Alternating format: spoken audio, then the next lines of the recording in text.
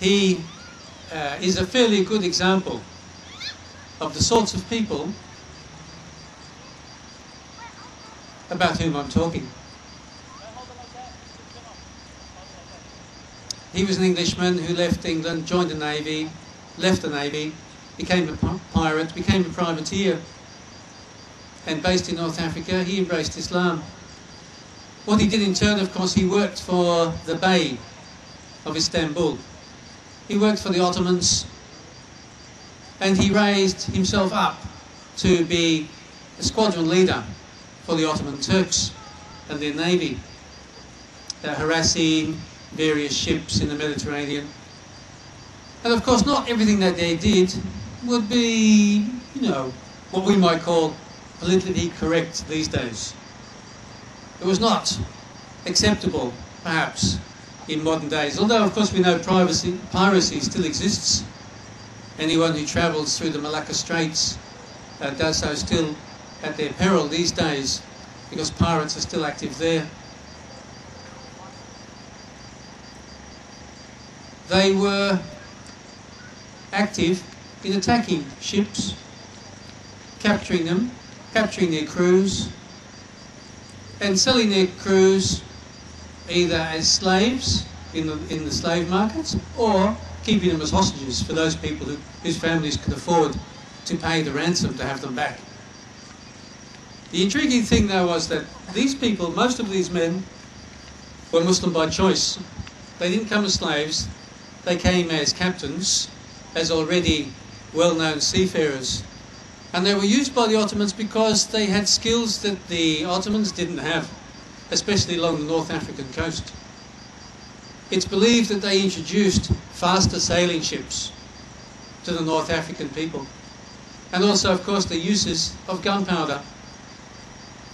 So they introduced a bit of technology, a bit of modern technology, to the local people. And because they were skilled seafarers, they naturally assumed fairly high positions. Some, of course, even became the admirals of the fleet.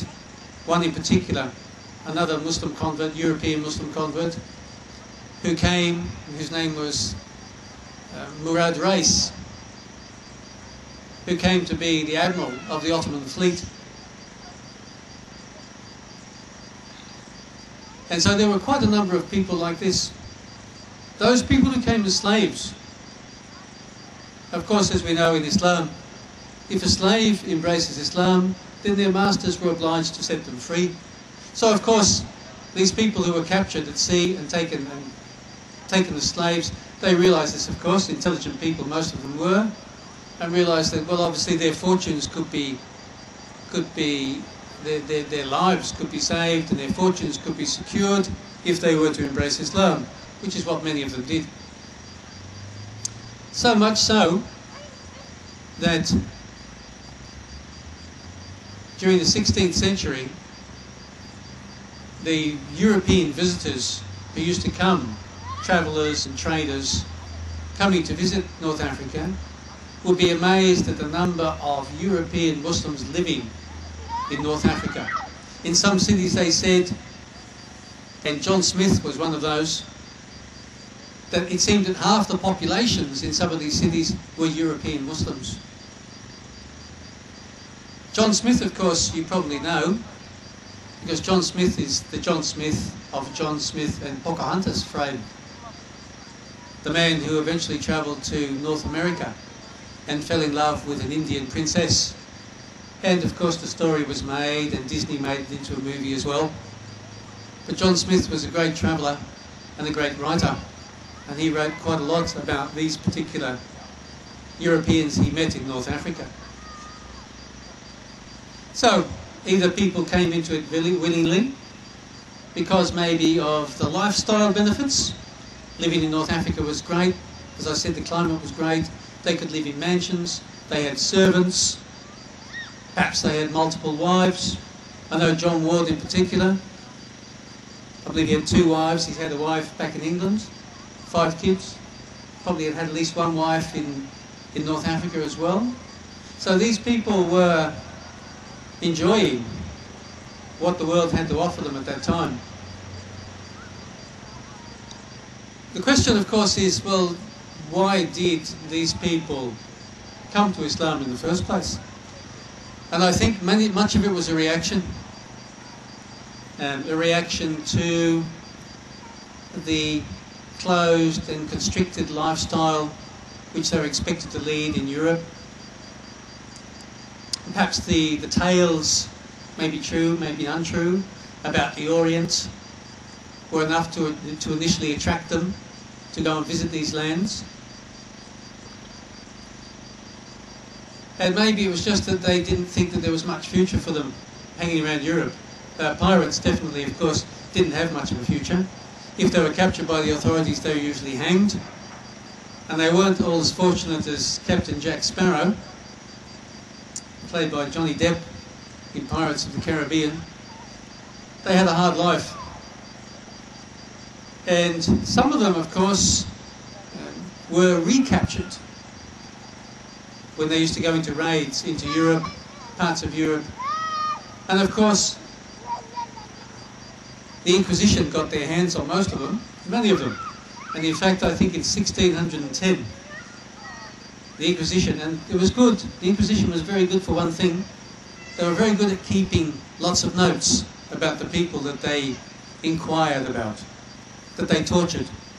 And many of these were these so-called renegados. Renegados, renegades, traitors, turncoats, people who've joined the other side. Of course, they were referring to these Muslim converts. And so they tortured them, they tried to make them renounce Islam, and they generally imprisoned them or punished them or executed them in some way. But their records were quite extensive, and in 1 year alone they had amongst the thousands probably of people that they questioned.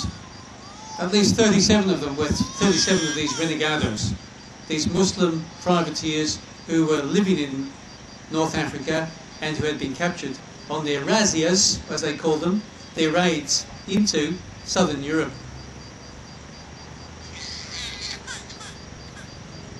Many of them were initially Spanish, and they were upset, if we can put it like that from this historical point of view, upset with the Moors being kicked out of the Iberian Peninsula. That is, the Muslims who had lived in Spain for 500 years and had contributed to the greatness of Spain had been driven out by the Reconquista, the reconquest of Spain by the Christian kings. And 1492 marks a special event in the European calendar. 1492, of course, was famous for Christopher Columbus supposedly discovering America, and he did that with a Muslim Arab navigator. And of course, 1492 was the year in which the last of the Muslims were expelled from Spain. Where did they go to? They went into North Africa, just across the strait from Gibraltar, not very far, into North Africa. And many of them went carrying the keys to their houses. And many of them, even today, still have the keys to those houses which they left in Spain 500, 600 years ago. So a lot of Spanish were upset with this, and they rejected their own society. And they went to North Africa and they became Muslim.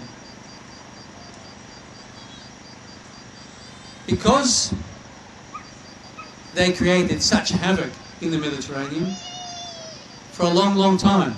In fact, even up until the beginning of the 19th century, people were so scared of them